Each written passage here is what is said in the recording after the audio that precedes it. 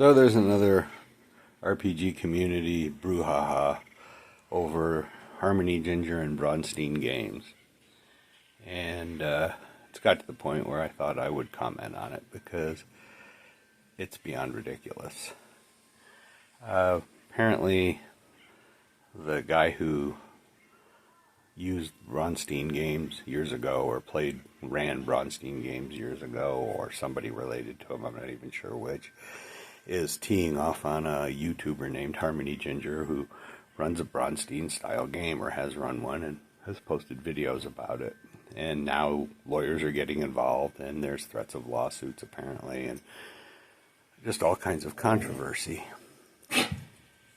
And people are both defending and attacking on both sides. I think the consensus right now is on Harmonyginger's side, which I think is good. She's taken a style of game which has its roots probably before the old Prussian Kriegspiel games of the 1700s and 1800s. And she's run some games in this style.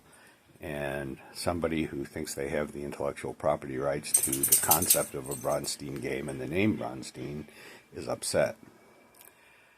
Now, the absurdity of our hobby having lawyers involved is just over the top. There's no money on the table at the moment on this, only the potential to make some money, and that's enough to get people to be consulting lawyers and threatening lawsuits. I don't know what the hell is the matter with people today. As has been pointed out by the OGGM and others, Braunstein is a place name, so may not be copyrightable or trademarkable at all. Certainly not in a generic form.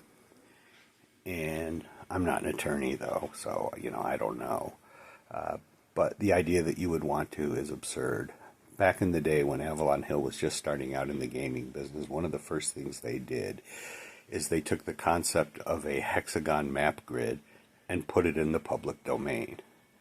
Now, they probably didn't even have the rights to claim that they own it, but they didn't care. They put it out there. Why? Because they knew that if other people picked up on this concept, that a rising tide would float all boats and make more sales for them as well as anybody else who started coming out with games based on little cardboard counters with numbers on them and hexagons. An odd concept by anyone's imagination, but now an industry. And this is more of the same. The idea that you have a multiplayer game with political overtones, plots and subplots, intrigues, as well as conflict using everything from hex maps and counters to miniature figures and D&D type rules. What is wrong with people? So the other interesting aspect of this, and this to me is the most interesting one, is you probably also all heard of a lot of hate on Kelsey Dion, the maker of Shadow Dark. Now, Kelsey started out years ago making content for 5e and built up a network of people who are fairly influential in this little niche in the world of role-playing games and YouTubing about role-playing games. And she published, at a perfect time, a game that was a smashing success. And I would just say, whether you love Kelsey or you hate Kelsey, watch Harmonyginger. She's following in Kelsey's footsteps, maybe deliberately. I don't know. It doesn't really matter to me. There's absolutely nothing wrong with it. In fact, it's a good formula for success. She's putting out interesting content. She's putting our stuff out on YouTube. She's getting recognition amongst a wide base of people. She's cultivating relationships with influential people in the YouTubing role-playing game niche. And I will bet dollars to donuts, or as I like to say, I'll bet the equity in my house against a stale donut that in 2 to 3 years there will be some kind of a Kickstarter that Harmony will launch with some kind of game that is a Braunstein-style game. Oh, now I may get sued. And it'll be a smashing success. And guess what? It will be a well-earned smashing success. She's putting in the work now, laying the groundwork for financial success in this business. And people are just, they're over the top angry about that. And I don't get it. If you do the work and you reap the rewards, I think resentment of that is just that. It's jealous resentment. And I think the idea that you would trademark the concept for a game, and it's a well-established fact that game mechanics can't be copyrighted or trademarked, is absurd.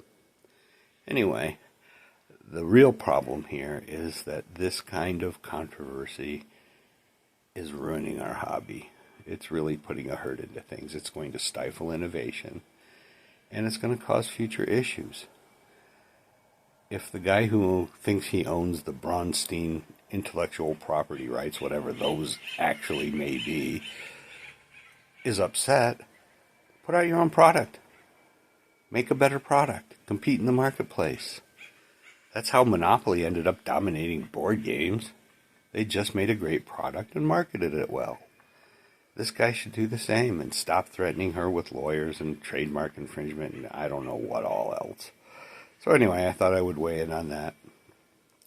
Hopefully you agree that competition is better than litigation. And hopefully this trend will stop at some point because it's going to hurt our hobby. Thanks for listening.